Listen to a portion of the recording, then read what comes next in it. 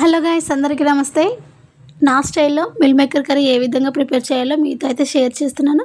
Video మొత్తం అయితే చూసేసి నచ్చితే ఒకసారి ట్రై చేయండి. ముందుగా హాట్ వాటర్లో సోయా చిక్స్ వేసుకొని 10 నిమిషాలు పక్కకైతే పెట్టేసుకోవాలి. ఇప్పుడు ఒక మిక్సింగ్ బౌల్ తీసుకొని అందులో అన్ని రకాల మసాలాలు అయితే వేసేసుకోవాలండి. చూడండి, యాలకులు, వాటి పేరు నాకు సరిగ్గా తెలియదు, ఎల్లిపాయలు, అల్లం వెల్లుల్లి, కొద్దిగా బగారాకు, 2-3 పచ్చిమిర్చి, 2 పెద్ద సైజు ఆనియన్ వేసుకొని మిక్సీ చేసి పక్కకైతే పెట్టేసుకోండి. ఇప్పుడు వాటర్లో అయితే నానిపోయాయి కదా, వీటిని వాటర్ని సపరేట్ చేస్తూ సోయా చిక్స్ అన్నిటిని సపరేట్ చేస్తూ పక్కకైతే పెట్టేసుకోవాలండి. ఈ విధంగా వాటర్ లేకుండా ప్రెస్ చేస్తూ పక్కకైతే పెట్టేసుకొని ఒక గిన్నె పెట్టేసుకొని అందులో లైట్గా ఆయిల్ యాడ్ చేసుకొని మనం వాటర్ సపరేట్ చేసిన సోయా చిక్స్ని ఇందులో వేసుకొని ఫ్రై చేసుకోవాలి. ఆయిల్ అనేది వేడయ్యేంత వరకు ఆగాను. ఇప్పుడు మనం కొద్దిగా లైట్గా పసుపు యాడ్ చేసుకొని ఫ్రై చేసి పక్కకైతే పెట్టేసుకోండి. అదే గిన్నెలో కర్రీకి సరిపడే ఆయిల్ అయితే వేసేసుకొని 2 రెబ్బల కరివేపాకు కూడా యాడ్ చేసుకోండి. మనం ముందుగా మిక్సీ చేసి పెట్టుకున్న ఆనియన్ మసాలా పేస్ట్ని యాడ్ చేసుకుందాం. ఈ విధంగా యాడ్ చేసుకొని గోల్డెన్ బ్రౌన్ కలర్ వచ్చేంత వరకు వేయించుకుందాం.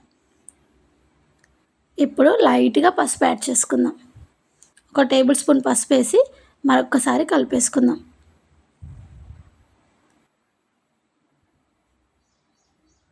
చూడండి, మొత్తం పసుపు కలిసే విధంగా కలిపేసుకొని 2 టేబుల్ స్పూన్ల కారం అయితే యాడ్ చేసుకుంటున్నా.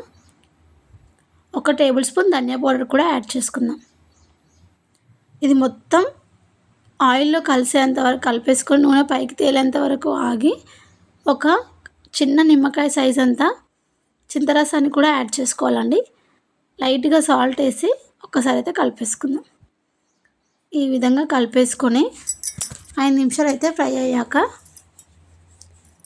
1 కప్పు చింతరసాన్ని, చిక్కటి చింతరసాన్ని తీసుకోండి. ఈ విధంగా తీసుకొని ఒక 2-3 మినిట్స్ అయితే కుక్ అవ్వనిద్దాం. చూడండి, ఈ విధంగా ఆయిల్ పైకి తేలేంత వరకు కుక్ అయ్యాక ఇప్పుడైతే మనకు కర్రీకి సరిపడా వాటర్ అయితే యాడ్ చేసుకోవాలి. ఈ విధంగా వాటర్ అనేవి యాడ్ చేసుకున్నాక మొత్తం ఒకసారి కలిపేసుకొని మంటను హై ఫ్లేమ్లో పెట్టేసుకుందాం. ఈ విధంగా కలిపేసుకున్నాక ఫ్రై చేసుకున్న మిల్ మేకర్స్ని ఇందులో యాడ్ చేసుకుందాం. యాడ్ చేసుకొని 5 మినిట్స్ అయ్యాక కొత్తిమీర వేసుకొని దించేసుకుంటే ఎంతో టేస్టీ అయిన మిల్ మేకర్ కర్రీ రెడీ అయిపోయిందండి. Thank you for watching.